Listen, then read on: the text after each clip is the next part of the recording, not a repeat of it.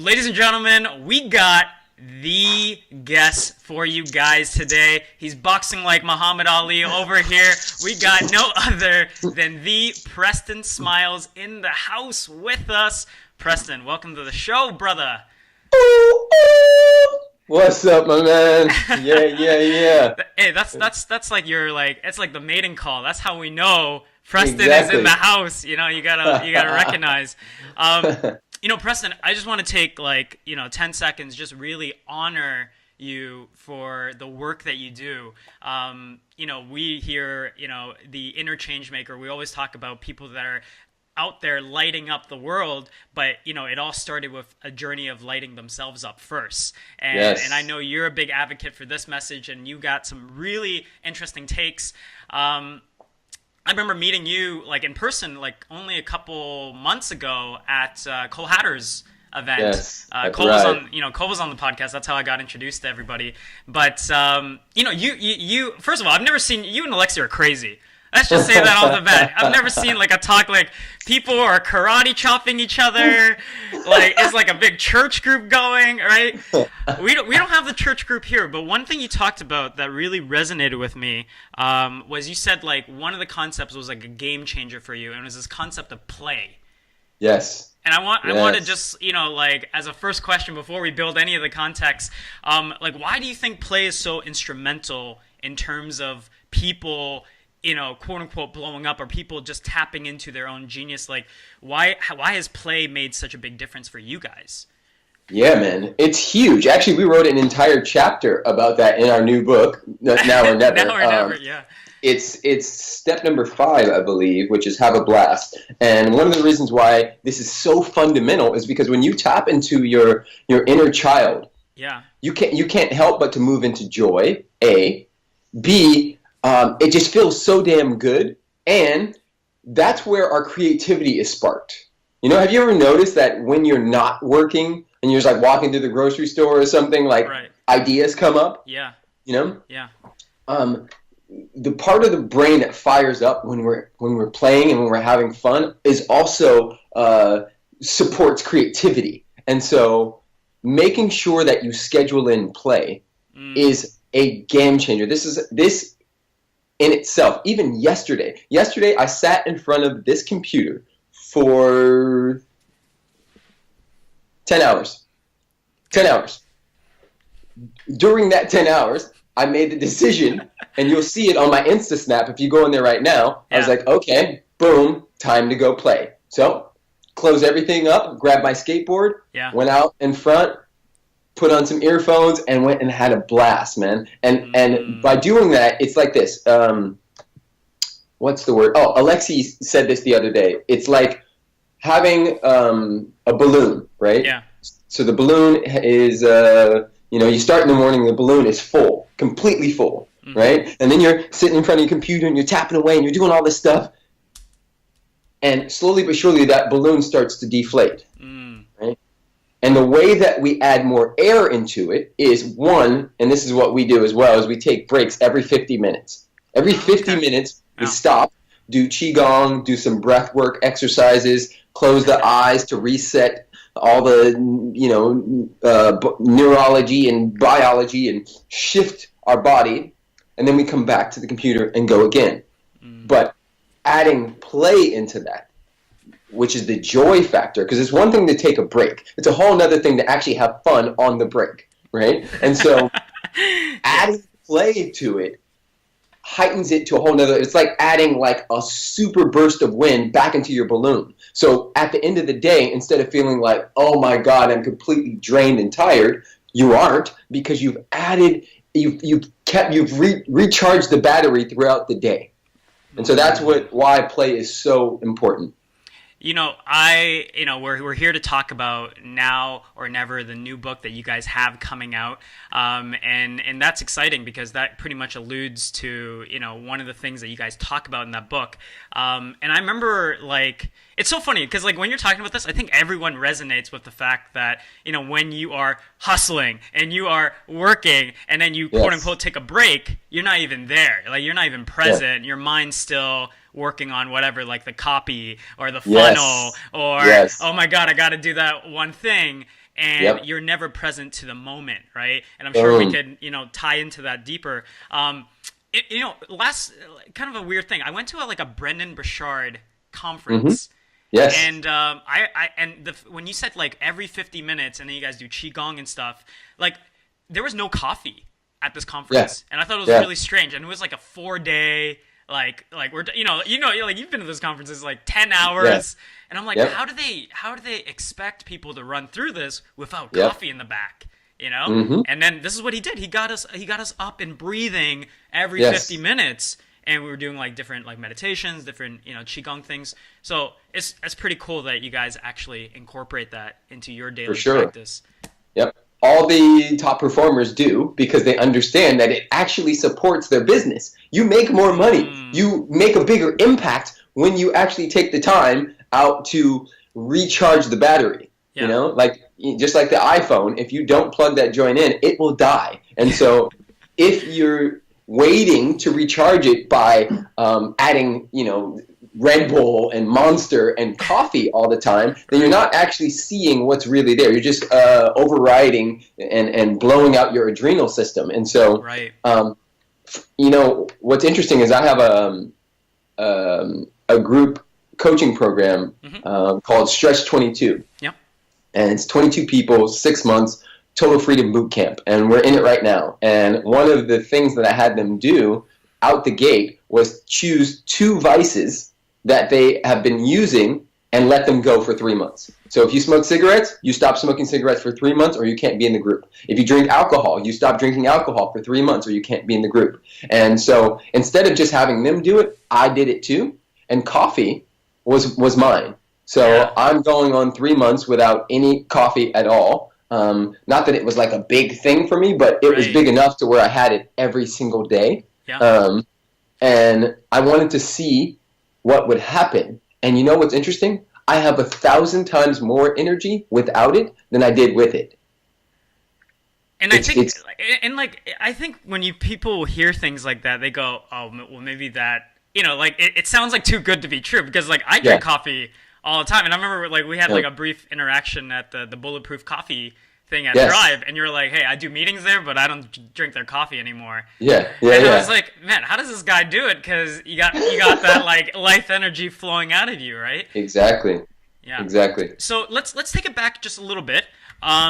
You wrote this book earlier this year. We're chatting a little bit off record in terms of Love Louder, right? And that was, I think it was 33 ways to amplify your life. And I know your whole like message is like you gotta love on people more. You gotta, like you try to represent love, right? Like hashtag Love's Voice. So we are Love's Voice. Yeah. So like, where did this whole message of love, or being this messenger of love, where did this come from? Jay, I'll give you the Cliff Notes and somewhat of a story. I've always been pretty wild and crazy. Growing up, I was taken out of, normal classes and placed in special education classes. Yeah. And I made some stories up about myself, that I was stupid, that I was a dumb kid. They couldn't catch that I had a mild case of dyslexia, which is why I didn't learn like everybody else, and also that I just didn't learn like everybody else. And so based on the standardized test, I was not equal to the other kids. And so to make up for that, I started to overcompensate, and because I wanted to feel accepted, which we all do, right? I've been working with this concept of we all have 3 wants, 3 desires that are always in play. The question is can you bring consciousness to them? The 3 wants are approval, control, and security. So security being safety, this is a base desire. Our ancestors in caves in Africa, wanted to make sure they were secure. Yeah.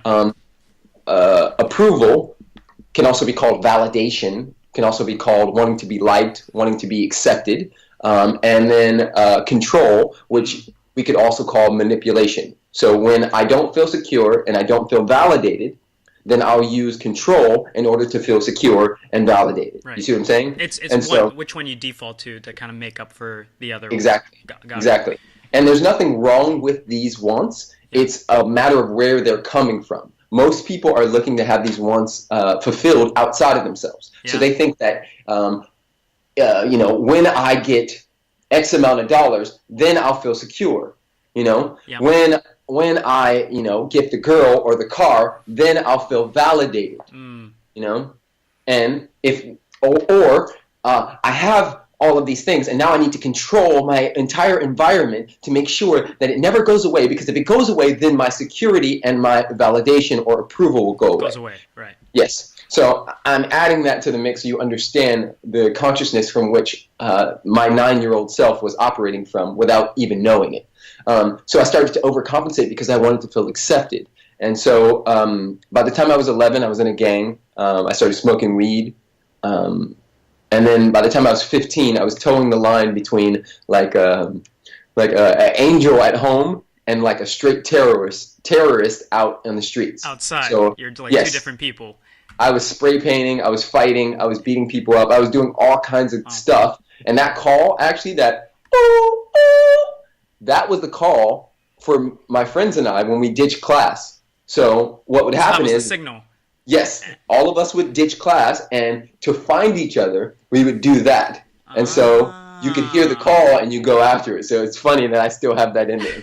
So 15 years old, I'm on the basketball team. I'm still, drinking and being stupid with my friends. I have this group of friends, and every day, every night, we're in my buddy Rudy's blue Astro van. Okay. It's like a 1991 Astro van, and we all pile in there, and everybody's smoking weed and just being dumb California kids. And this one particular night, my buddy, best friend, Scott, called me and was like, "Yo, we're going out. You coming?" That's 15. And I was like, no, I think I'm gonna chill, man. It was just like my first sort of like bout of really understanding intuition. And he was like, "No, man, come on, you coming? Don't be a bitch, don't be a punk." It's all of that stuff. Right. I was like, "Nah, man, I'm gonna chill, right?" And so we hung the phone. I was like, "All right, we'll get up tomorrow." Within an hour, every single person in that blue Astro van was shot, and Scott was shot in the head and died.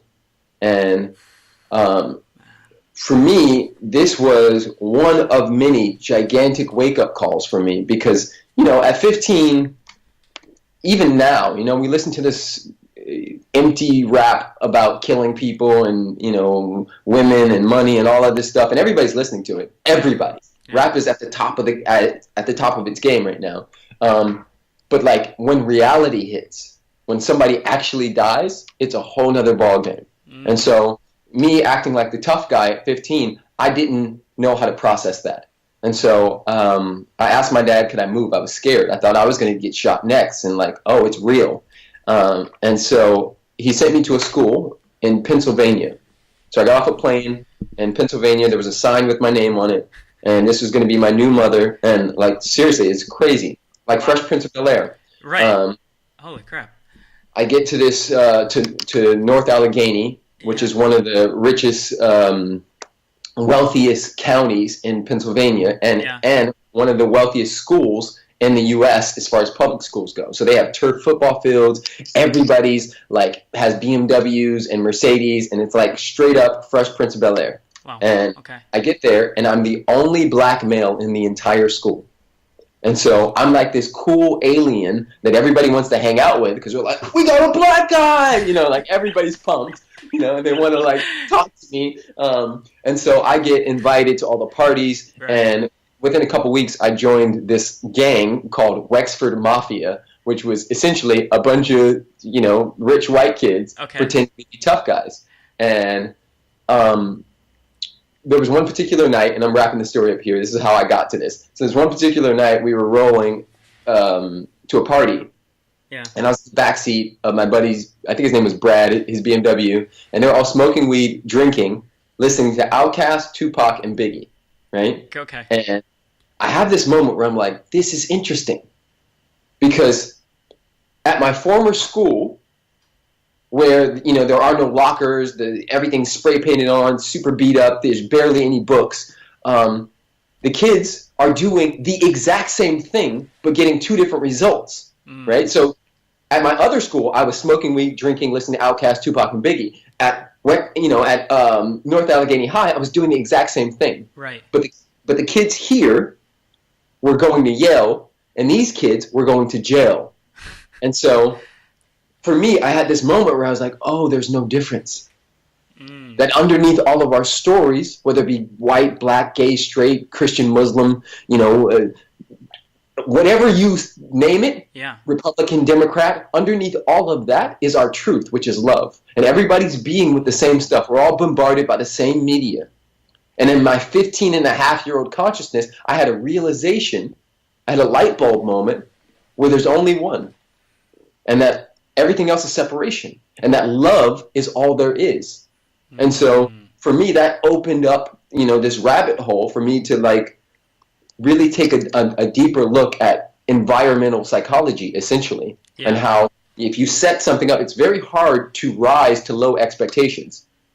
If every day I came to you and I said, Jay, you'll never make any more than $20,000 a year, you'll never be much more than your dad ever was, and I told you that from a young age, and every image, everything I showed you on television, I paid these empty rappers to say stupid stuff and sort of pushed out the conscious rappers and made sure that everybody was looking at the same narrative. Eventually, an entire society or community would start to believe that. And so for me, as a young African-American male, I went, oh, this whole thing is set up for me to fail. But instead of me blaming them, which I did at first, I went through this process of understanding, like Jesus said, forgive them, Father, for they know not what they do. Right? So they don't understand that there's only one of us here. They think that there's white and black and Asian and all of that is BS. Yeah. Our real truth is I am energy in a space, and so are you. And you are my brother just like my actual brother, no, there is no separation. So that's how I initially got to understanding that we are love's voice. Powerful stuff, Preston. Oh my goodness, I had no idea. I mean, you went through some of that stuff, and for people that are watching this or listening to this, I mean, he's Preston Smiles, YouTube, Facebook, Twitter. I mean, you gotta follow this man because the energy he has, right? And we haven't even gotten to the book yet. It's all good. This is just all warm up stuff to get to the meat of it. But I mean, it's amazing to kind of see that you came from that point and you had you had that kind of consciousness to even make that decision to then go through the process. So walk us just really quick through what happened next. You realize you kind of decided to kind of embark on this journey. How did you go from that stage to the Preston Smiles that we all maybe are familiar with, the conscious rapper? I like the way you said that. You started making all these videos and you started becoming and embodying Preston Smiles as we know it. But how did that transition work from the end of high school or what have you to what you're doing now? Yeah, man. I'll give you the cliff notes again. Just out of curiosity, how young do you think I am? How young do I think you are? Mm-hmm. So it's not fair because I kind of we have some mutual friends and with Javon and Cam, so I have a really good indication. But if I didn't I remember asking them because I didn't know, I would have said 29, 30, 31. Yeah. So I'm 36.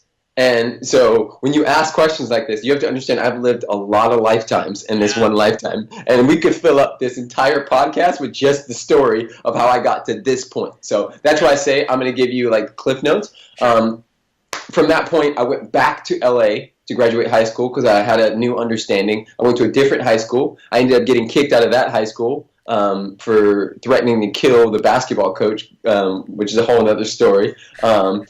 Because we also have to understand, and this is fantastic, it's beautiful, if I squeeze a lemon, the only thing that can come out is lemon juice, right?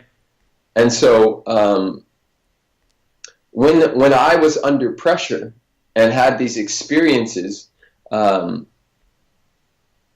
I never allowed myself to really process them and grieve and cry and be anything other than rage and anger, which is what we teach little boys. We say, man up, don't be a pussy. We say, big boys don't cry. Yeah. And so you tell a little kid that, consciously and unconsciously. By the time he's 16 years old, he doesn't even know how to access anything other than rage. And so here I am, now 16, back in California, and anything that didn't go my way, or when something really exploded, or there was pressure, or I felt anxiety or something like that, the only thing that would come out would be rage. And so I still didn't understand how to process my feelings, and they don't go anywhere. Let me just remind everybody that until you actually face off with some of the traumas and things that have happened in your life, they will follow you everywhere you go. And so one of the reasons why people experience me as so free, and why I call myself a personal freedom coach, is because I've been in the depths of what it means, and to really dislike oneself. And now I love the crap out of myself, and I'm so fired up about life because I've been all over the place when it comes to this human experience. And so I go back to LA, I get kicked out of another school, I end up going back to my former school, which is Carson High School. I graduated from there, I was on the basketball team.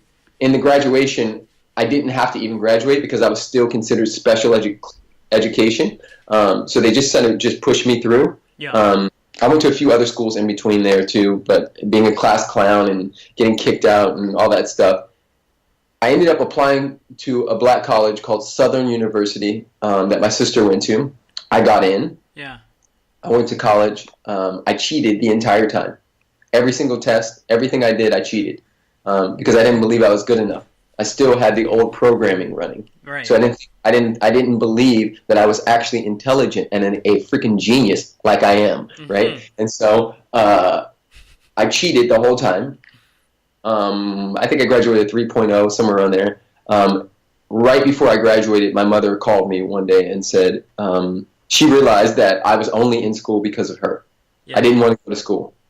School isn't for everybody. And you're going to hear in the rest of the story, I have a master's degree. And I still would not suggest that anybody go to school just for the sake of going to school. My kids won't. If they want to, but I won't be pressuring them. So my mom called me, and she said she realized that she had been pressuring me. And she said, baby, if you were following your dreams, what would you do? If you didn't have to go to school, money wasn't an object, what would you do? And I said, well, I'd be creative. I'd be an actor. She was like, well, I want you to do that for the rest of your life until anything else changes, and I will always have your back. And I remember hanging up the phone, and I was like, okay, that changes everything. Because I was like a business and broadcast major or something like that. And that's what you thought you wanted to I was just be validated from her. Approval, control, and security. I wrote that down right here. And the game is to be self-generated. It's not that those wants won't be there. The game is to be self-generated. It's to generate your own approval, your own security, and not need to control everything, which is, you can spend a lifetime in that process. So I graduate. My mom calls me. We have that conversation. I decide to try out for a theater show that was coming up, a show called Love Letters. And I wasn't a theater major. I didn't know anybody in the theater department. I just walked in there, and I talked to the head guy, and he was like, well, we have auditions tomorrow if you want to come. And I was like, I'm going to come. So I get there, it's hilarious. All these theater actors wearing all black and really ready to get the part are there. And I come up and I have no clue what I'm doing, but I also know that I'm I just wanted to try it. You got the Preston Smiles swag going. Yes. So I audition, I book the role over 40 dudes, and everybody's upset with me, but I'm super excited because I'm I booked this, and I do the show. It's amazing. Gets rave reviews. The guy who runs the theater department says, listen, you have something. You have something in such a way that I want to support you in going to Chicago and auditioning for Yale and NTC and Harvard and all of these other schools. Yeah. And so he helped me and sent me to Chicago for this conference for me to audition for graduate MFA programs. Yeah. And so I went and I auditioned for, I think, 30 schools, and I think 15 or 20 of them wanted to give me scholarships. But they didn't give me a full scholarship. I also auditioned for LSU, which is Louisiana State University, and they said, we'll give you a full scholarship plus $1,000 a month. And I was like, okay, got it. Okay, yeah, so, yeah. I'm going to fast forward through this whole thing. I get in, I make the decision that I'm no longer going to cheat ever again. Yeah. That I'm going to see what I'm made of. I'm going to see what I'm made of. Okay. And so, first year goes by, straight A's. I'm the only one. There's another guy named Sean. So first year goes by, straight A's. Damn Sean. Only Sean and I, out of our whole class, get straight A's. Second year, same thing. Third year, same thing. I graduated with 4.0. Only 2 people in the entire class did that. And I did not cheat one single time. And so for me, this was another eye-opening experience where I said, oh, I'm actually smarter than I give myself credit for. Yeah. I just been hiding out since I was 9 years old. Yeah. And that wounded self, and I bring this up for everybody listening. All of us have a higher self and a wounded self. The higher self is always calling you forward, always tapping on your shoulder, always saying, go there, do this, move there. It's the thing that has that thing on your heart that you have to share. The higher self is always calling you forward. The wounded self, the hurt little 9-year-old, 7-year-old, 13-year-old, the one that was told to stop singing in the back of the car when their mother was stressed out or just got fired, that wounded self shows up and tries to sabotage unconsciously everything in your life because it knows that there's safety in knowing. You see, Tony Robbins teaches the 6 human needs. It's not his, but he teaches it, right? Sure. The first human need is certainty. The second human need is uncertainty, right? This is a cosmic joke that God or the universe has played on us.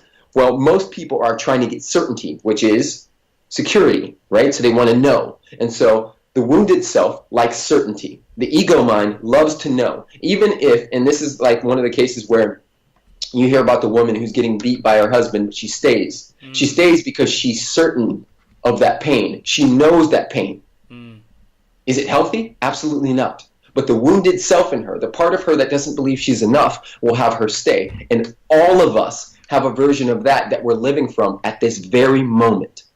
So I'm adding these little things in here so you guys get that this is not just my story, this is your story as well. Yeah. And it's really powerful, right? Because I think we all have stories that we tell ourselves, right? Whether it's stories that are true or whether it's stories that somebody sold to us and we bought as truths, right? Yes. And the reason I started asking, just a little more about the idea, because you have such a way of operating that I think most people that get introduced to your work, they find it so unique. Right, because and to you, I can tell, right, because this is like where I was originally going with this, is that you're talking about play, right? It's one of the chapters of your new book. It's clearly a very big instrumental part in getting you into flow. Why don't you think more people are tapping into their flow? Because they're trying to get it right. Everybody's trying to get it right because they're looking in their neighbor's yard instead of really understanding that there's nowhere to go and nothing to get. That it's all here now. So for me, one of the reasons why, it's the same reason why if a little kid walked into a room like a little baby and they're just smiling and they're happy, our mirror neurons fire off because there's a part of us, a part of every single one of us that has never been hurt, harmed, or endangered. There's a part of us that is still innocent, still pure, and it knows that level of beingness for itself. And so when people see me, they go, woo, yes, right? Yeah. There's a part of them that bypass the conscious mind that actually knows that that's them, that there's only one of us here, and that I have chosen to step into my power in a way in which and this is my mission. My mission is to live a life that reflects and reveals other reflects and reveals other people's power, right? So you see me and you go, oh, if he can, I can, right? It's the same thing. We tell this story about how if you go to a party and it's that person that sucks at dancing, right? Yeah. But they're so committed to the way they're dancing that you're like, yes, like you can't help but smile, and you're like, it's the mirror neurons, it's our science firing off and seeing ourselves in them. So most people are trying to get it right. They have their ladder up against the wall and they're trying to climb the ladder of success, but it's up against the wrong wall. It's up against the wall that they saw, Grant Cardone and Gary Vaynerchuk and Ty Lopez, right? They have it against the wrong wall. And most of the time, people climb that wall, they get there. I have clients all the time that come that have thousands, and they make $20, $30, $40, $50, $70,000 a month. They come to me and they say, I'm empty as hell. Why? Because you climbed the ladder up against a wall that was not your wall. So wouldn't you say though that it's more important for people to like start? So like people are just listening to this, or they're getting their motors or their business going. They want to create their life's work. So they're like, let's just get it going. Yes. Like, what is that process in terms of figuring out like, okay, is this the right wall for me? Is it a constant like check-in with yourself? Like, is that something that, I don't know, you and Alexi, like, is that something you guys work on? It's deciding that you're going to listen to your intuition. It's deciding that it even exists. Yeah. Because most people are on autopilot. Yeah. They're just doing. They're confusing activity with productivity. And so nice. Yeah. They're just running around like a chicken with their head cut off, getting funnels and doing a bunch of stuff in order to try to get money, in order to try to feel secure, approved of, and if that doesn't work, they'll just control the whole thing and just climb the ladder in order to feel approved of and secure. And even when they get there, they'll realize that that's not the truth of their being. And so there's a few things. Ask me the question one more time, because there was something in there that was huge that I was going to drop, but you kept going. Well, I was saying, like, people spend a lot of their times, they want to get, they started, they're maybe a couple years in, right? They're like, you know what, I want to do what Jay does, I want to do what Grant Cardone does, I want to do what Preston, whatever it is, right? And they're climbing, and you're saying, they're climbing maybe up against the wrong wall. All right, I got it. Okay, Here it goes. Okay, so two things. One, and I'm gonna tell you a story, a quick one. Yeah. When I first got the call, right, which was 2007, when I was like, yo, I'm here to speak truth. I'm here to remind people of their greatness. I'm here to tell people that love is all there is, was, and ever will be, right? I got the call, right? Some of you got the call. You heard it. You know what you're supposed to do. You're like, yes, that's it, right? Okay. I got the call, but I also knew that I wasn't ready to hold what it is that I was stepping into, right? A lot of times, we get the call and we're like, oh, I gotta go. I gotta do everything super fast. And instead, guess what I did? I went, okay, I hear you, universe, God, whatever it is that's calling me forward. I hear you. Yes, that's it. Thank you. And now I'm going to go into the gym and prepare, because success happens when preparation meets opportunity, right? Yeah. Preparation being the key.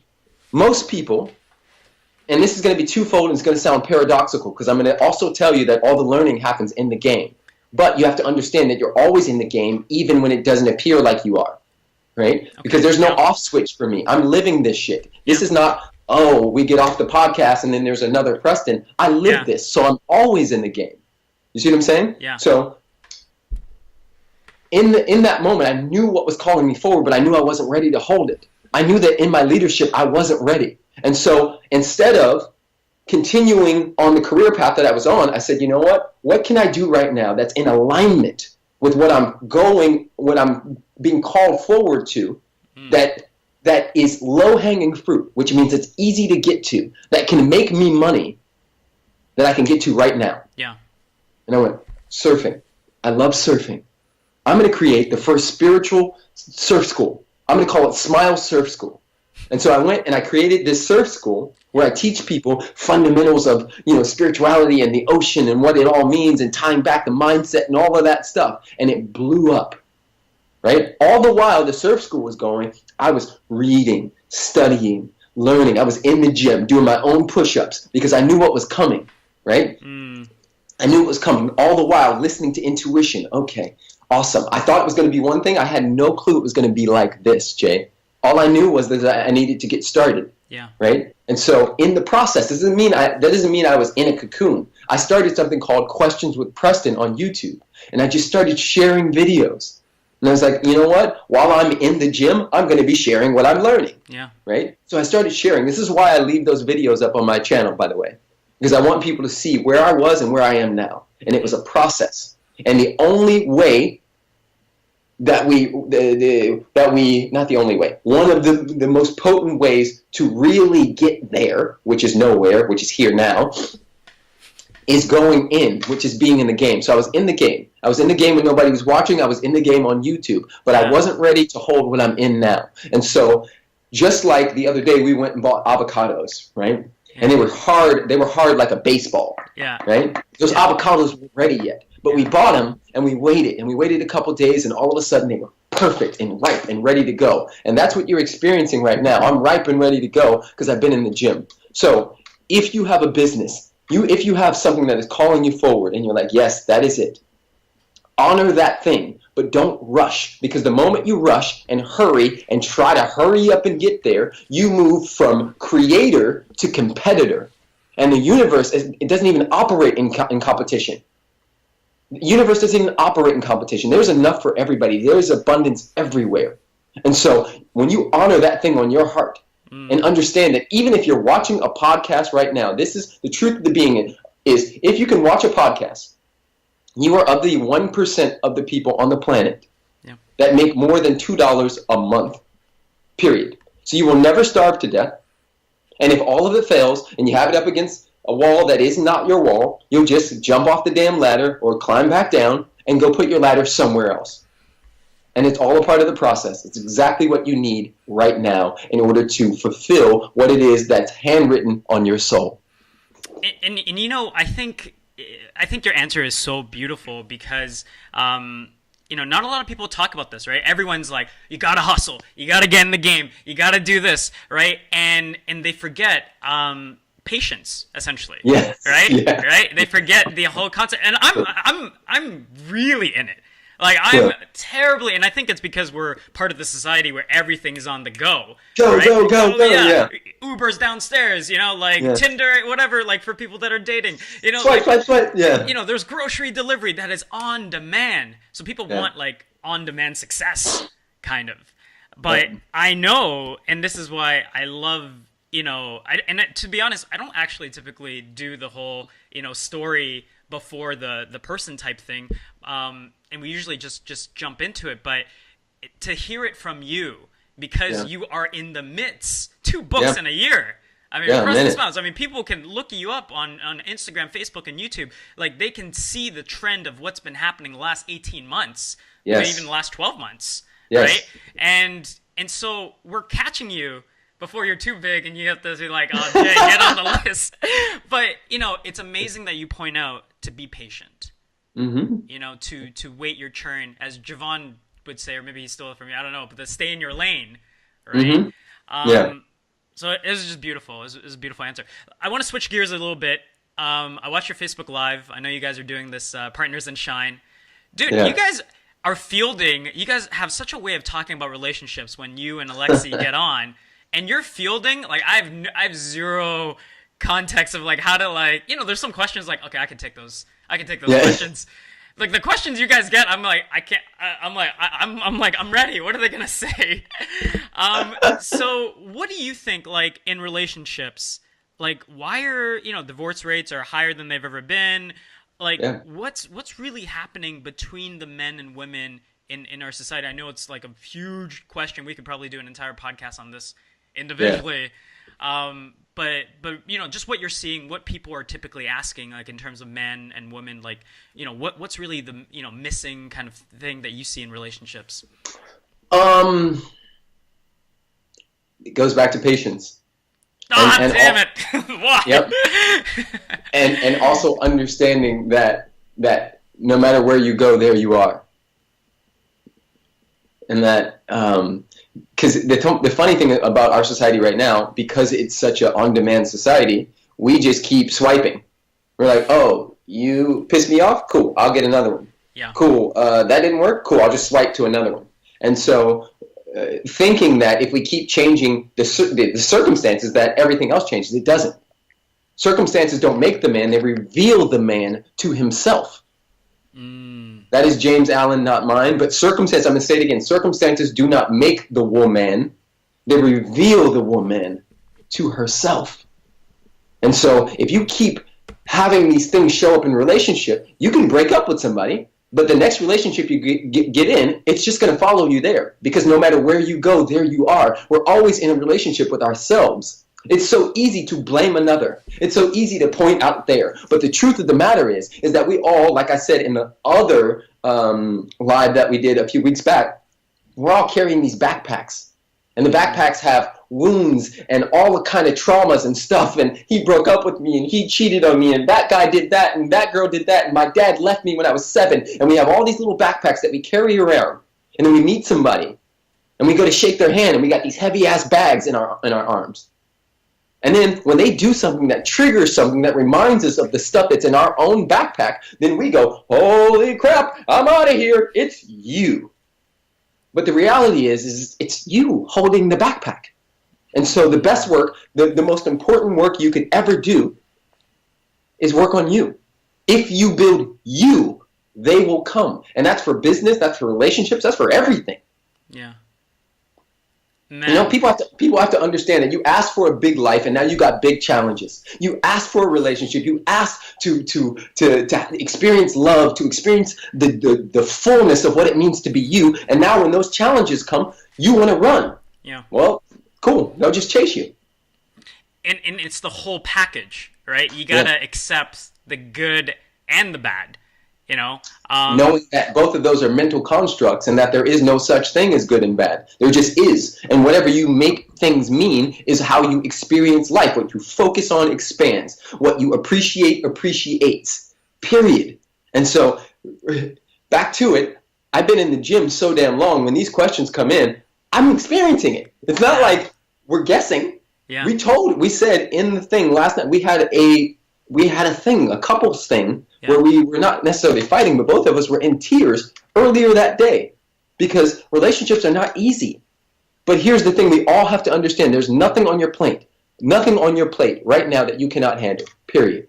Anything you're experiencing, I don't care how tough it is, how heavy it is, whether it's your grandfather, whether it's your mom, whether it's your girlfriend, whether it's your husband, there's nothing on your plate that is you're currently experiencing that you cannot handle. How do we know? Because the universe, God, Buddha, Allah, Krishna, whatever name is on the door for you, it would not have put it there unless you could handle it. And I say you asked for it. Preach, Preston. Woo! Man, like, ladies and gentlemen, if you are not following this man, I don't know what you're doing because, you know, they have just done such a consistent job putting their time in the gym. And Preston, it's just, you know, it's absolutely an honor to have you on. Last couple questions before we wrap up. I know we're here to chat about the book, but, you know, you know, big co-author of it. You know, I was going to ask you what was your favorite chapter, but now that we talked about play, I don't know. Yeah. Like is play one of the favorite like things? Like I think my favorite chapter. Here's the deal: what imprisons us also points to our freedom, right? So the thing that you least like or want to deal with is the thing that also points to your freedom. So my favorite chapter is number 2, which is radical responsibility, because that's the one that's hardest, that can be challenging to really own. That everything that I'm experiencing currently right now, I asked for in some form or fashion. Like that sucks, and it's awesome when you own it. Yeah, that's a tough one for everybody, right? When I love the way that you put it, right? When you call forth all the things that you want in your life, the relationship, the business, the friends, the community, you know, what you're saying also at the same time is you're changing the status quo. You're changing all these things about you. There's going to be kind of the growth pains. Even if when you grow, it kind of hurts sometimes. Yes, right? Exactly. Pregnancy. The pain is temporary. Pain Yeah. is temporary. So tell us about the you guys got like a pretty cool thing going on with the book. Like what Yeah. happens if people like pre-order the book? I know it's So coming out it, by the end of the yeah, year. if you pre-order the book, you get this awesome workshop that we are giving away for free. We were building it; it's going to be $349, and we're like, oh, we'll just give it away for free if you pre-order the book. So if you go to noworneverthebook.com, noworneverthebook.com, and pre-order, we'll definitely give you our free workshop, which is going to be absolutely bananas. And it's going to be, right in the beginning of the year when everybody is looking to really take everything to the next level. And if you didn't get it by now, Alexi and I over deliver on everything. We whatever we say we're going to give you, we give you 40 times more. So you'll probably be getting a workshop that's worth $1,200 and not $349. Because we're gonna pack it in. Same thing with this book. Like this book is the best thing I've ever written, co-written, ever in life. Like it's so good, so easy to follow. It's super funny, like witty, and it's our language. Like you could read, 7 Habits of Highly Effective People, and it's gonna be written from the 20s and 30s or 40s or wherever the hell he wrote it. Yeah. But like this is how we talk. And this has references to what we're being with. This is a new human. The humans of 50 years ago are not the same humans now. These humans think a lot faster, and there's a lot more to be with because the world is, quote unquote, moving faster. I got to get into that. So I'm going to link everything below, above, wherever. Like we're going to make sure we link properly and get this message out there because I think it is so important. Last 2 questions for you.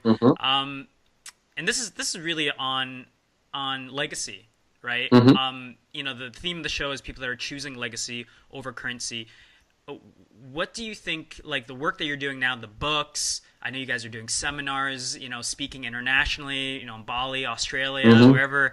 And it's absolutely amazing to kind of see you guys shine.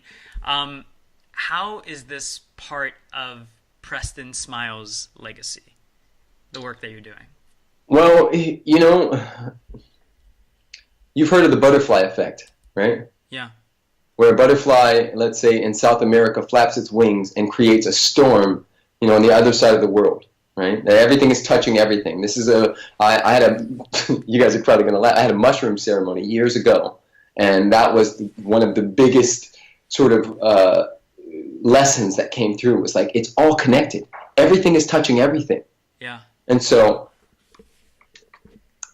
every single day, I put something into the world that I put a cause into the world that has an effect. And so whether it's workshops, YouTube, Facebook, Instagram, traveling the world, actually doing, speaking in front of audiences, whatever it is, it's all the same thing, which is reminding people that love is all there is, was, and ever will be. And so whether I get the credit for it or not, because you have to understand, sometimes you need to hear something 1,000 times or 1,001 times, right? And so they could hear it from me 1,000 times, and then Jay, you go and say it, and it goes, bang! And then that's the thing, right? So all I want is to be one of the catalysts, one of those people that they talk about 400 years from now, and they say, you know what? They were about to hit an iceberg. But a small group of committed people who understood that love was really everybody's message got together. And every day they put something into the space, into the universe that caused a shift in the consciousness on our planet. And that shift changed everything. So for me, legacy is being one of the people. Yeah. Because I understand that this is not just going to be one of us. It's not just going to be a Gandhi or Martin Luther King anymore. There's going to be, 10,000 of us that come together. And I want to be one of the names on that list of people that helped change and move the Titanic from hitting that iceberg. I mean, Preston, you've really, I think, encapsulate that with the work and even just, getting to, share this time with you. I think you definitely represent that. So let me ask you the last question. Yes, sir. And such beautiful answers, and I know we could just riff on all this stuff for so long. The show's called the Inner Changemaker. When you hear the word changemaker, what does that mean to you? It means way shower. It means person with a flashlight. Because when you in a dark room, Yeah. you know, when you embrace change, you know, one of my key mantras is accept what is, let go of what was, have faith in what will be, and be here now. Yeah. Accept what is, right? This is a honoring of what's been created. Let go of what was. This is a honoring and a surrendering to what you thought it should be or what you used to be. Like, accept what is, let go of what was. Have faith. Have faith in what will be, right? Understand that we're always asking, whether we're conscious of it or not, and that all roads lead to the same place. And be here now, which is, you know, keep dropping into the present and tapping into that breath. So when I hear inner changemaker, it's that. It's way show. Anybody who's committed to that inner change and being understanding that nothing in the universe is static, that everything is changing, always moving, always flowing. When you understand that and accept that, you are going with the current instead of against the current. But the key is that we've chosen our own river, not the one that society has given us, because that one's like all over the place. Right. So Inner Changemaker, to me, is a crew of people who've chosen their own river, and they're going with the flow. They're surrendered. I love that. I just make that up. You know, I love that. I was like, man, we got to do an illustration. Like, I was like, we got to do an animation video after this. Yes. Preston, I mean, I know you're Preston Smiles on all the different channels. Yes. Now or Never. It's nowornever.com. The book, right? Noworneverthebook.com. Yeah. .com. Where can people, like, what's like, where do you send people to? Like, where can people, like, socially, like stalk you guys? And, you know, because I know you guys are so consistent with that message and so consistent in showing up. Yes. And it's just amazing to watch. So where do you send people? My three main platforms are Facebook, Instagram, and YouTube. Those are the places where I play the most. But if you went to PrestonSmiles.com, you can find all of that stuff. If you go to AlexiandPreston.com, you'll find both of our stuff and the book there as well. So. Yeah, well, I mean, I think you guys are really, you know, leading the way in terms of, you know, being, you know, shining the light, and you're inspiring so many people. You guys made a difference in terms of, you know, what the work that I do. So I truly honor you guys, and, you know, let's get this message out there in a bigger way. Preston, thank you so much for the time, and thank you for sharing your message with us, brother. For sure, man. Have a good day.